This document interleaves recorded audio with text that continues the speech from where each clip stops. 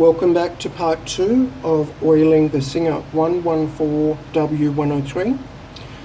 Please ensure that you oil the needle rod lifter here where it joins into the body.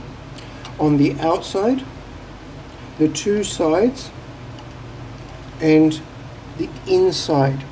This is why I recommend the long thin point nose oiler, to be able to reach into these small areas. As we come along to the left, you'll see it's a two-prong design. We need to oil in the gully of the two prongs as well as the top a little. Then turn the handle around to ensure that it's getting into all the places it needs to be. As we come along the top, this is what I call the top of the face. You'll need to oil this tab here. This is relating to your foot movement up and down. Make sure that is always well oiled. And then across to the back, you'll find a very small oiling hole. This is important for the movement of your foot, so the left and right movement. If this is not oiled and this is regularly left unoiled, you'll find that your left and right stitches do not match your forward and back stitches. This is very important. You must oil this every 2 to 3 hours of running your machine. As we come along to the front again, I like to put a little bit of oil in this junction here and again on the other side of it. This part has little movement, but without oil, the damage caused will have a big effect on the quality of your stitches. Further down, of course, we need to oil the gear here. We need to oil the teeth. Now, because this gear is upside down, it becomes incredibly tricky to keep oiled. How I do this is start running the pressure on your oiling can and moving the handle around at the same time. The oil is continually flowing and will drip into the gears and will oil the gear that it corresponds to inside the face.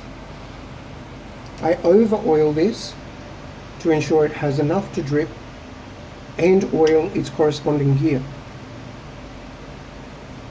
Next along, we need to put a little oil on the platform here, but if you have over oiled the top one, you will find there is already enough oil here. A little bit may be required. Similarly to the top prong, you will find the back here is open in the same manner. Oil must be put into the gully at the back here, inside the prong. And again, rotate the handle. I'm already feeling huge improvements. As we come further down, we need to oil the gully that the stitch length tab fits in. I activate my machine for this part because it lifts the gully. You can see here I have excess oil, you'll be able to see, so I won't need to oil the gully this time. Hopefully you've done the same so that the gully does not change, and that'll keep stitch length consistency.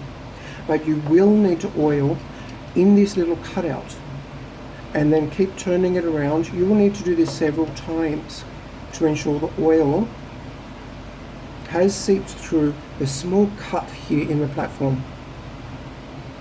In theory, you need to do the underneath by dabbing your finger and placing it on the equal cutout where the stitch length tab is, placing as much up into that cutout and again rotating the handle. This may need to be done several times in order to get enough lubrication that it does not stick. Raise your needle bar and you'll find this platform is raising. We must oil that. That is your nipple hold up pipe. This must be oiled really well. There will be excess oil on the face of the machine. You'll usually find it underneath here and on the bed. To remove excess oil, run the machine while covering the face a little bit to avoid splashing, and most of the excess oil will drip down. If you find that your nipple is making